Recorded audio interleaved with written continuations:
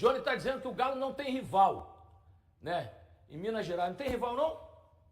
Rival do Cruzeiro são Flamengo, Palmeiras, Grêmio, as equipes que disputam com o Cruzeiro os títulos nacionais e internacionais, né? Eu acho que é por aí.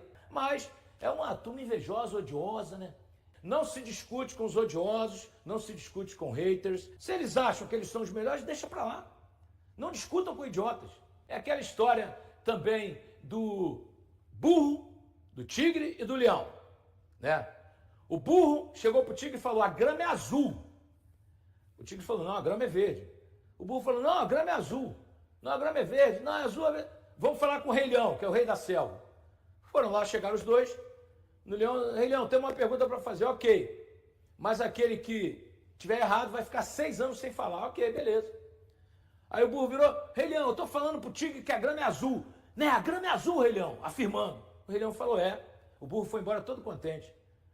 Aí o tigre falou: Rei Leão, a grama não é verde? Sim, a grama é verde.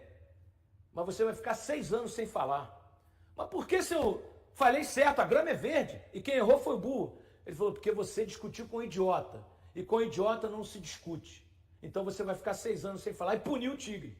Não dá para discutir com idiota. Ontem o Cruzeiro fez um jogo treino na Toca contra o Boston, lá de Manhuaçu, que é um time de 5ª divisão. Não é parâmetro, mas serviu para colocar os jogadores em ritmo, né? Tanto que foi 12-0. Gabigol fez hat-trick, 3 gols. Ok, faz parte. Preparação exige isso, né? E o Cruzeiro está se preparando e toda preparação existe isso. Agora, o Cruzeiro vai encarar o Botafogo. Jogo treino, gente, né? A imprensa não vai poder participar, não tem torcida. Jogo treino.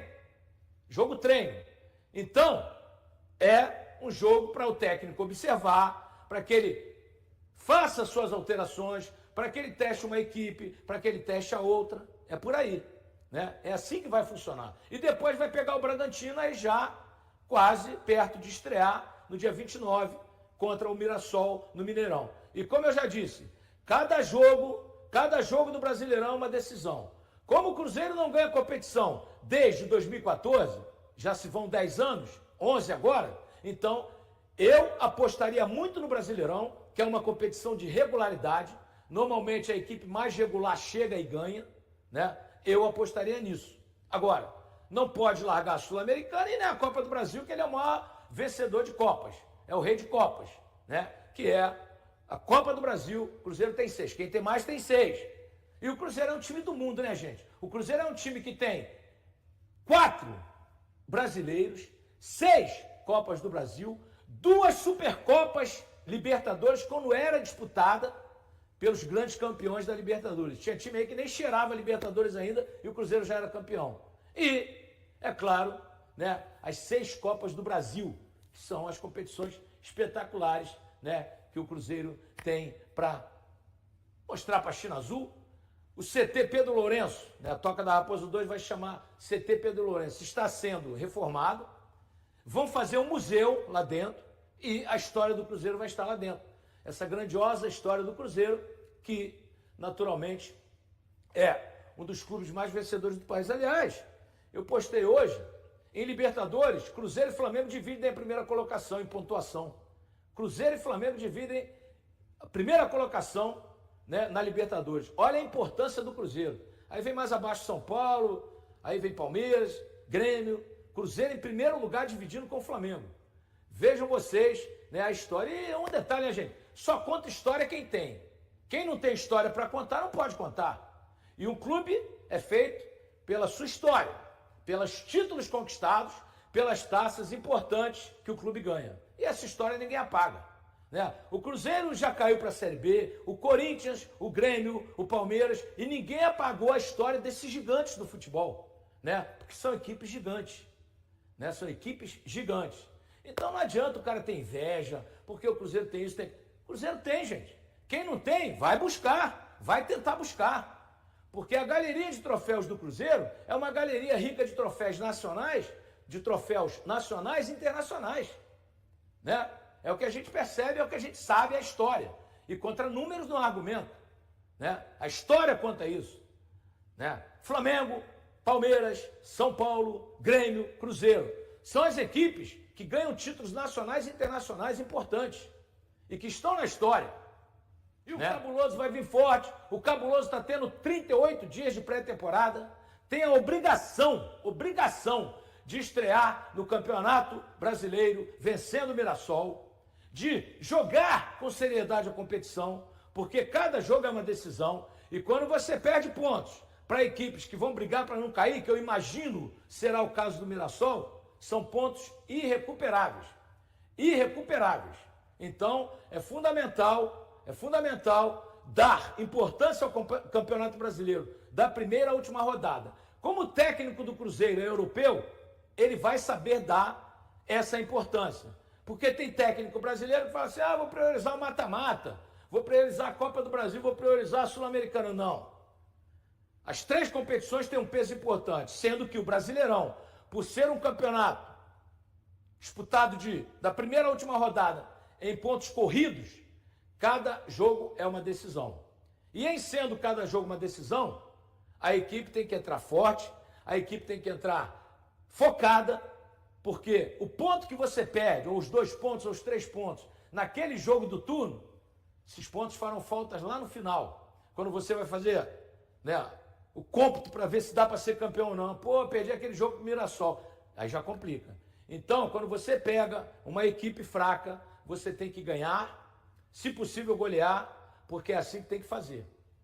É assim que tem que fazer.